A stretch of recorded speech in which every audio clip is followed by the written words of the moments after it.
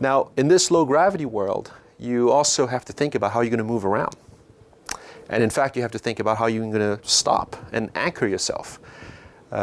Collecting a rock on the moon is still quite easy because you have still a relatively strong gravity. But on Phobos, every time you disturb the surface, first of all, you might have dust rising up, a cloud of dust that takes a while to settle.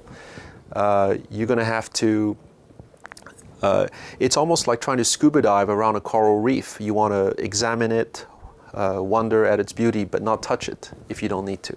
You don't want to raise the dirt that's at the bottom of the sea. And then every time you see a sample that you're interested in, you want to be able to collect it. Take it home, examine it. And so we're going to need to learn how to do field work in a low gravity environment. Should we have a jetpack to move around? Or should we have some sort of a vehicle that's more like a hopper? So somehow when you're done working here, instead of somehow walking to the next site, you would essentially use your jetpack and rise above the surface and hop over to the next spot where you want to work.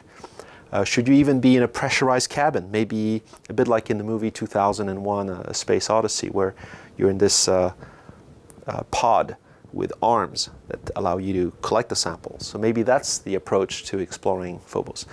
All of these actually potentially could be good solutions depending on what you want to do. I see Phobos as being an extraordinary opportunity to really test out different solutions that will allow us to explore small worlds. And then once we're done with exploring Phobos, to the extent that we ever will, given how rich it could be, we can go explore other asteroids with the same tools, the same low gravity vehicles, etc. So it won't be just wasted or tailored to Phobos uniquely. What we develop for Phobos will be applicable to a whole bunch of other worlds beyond.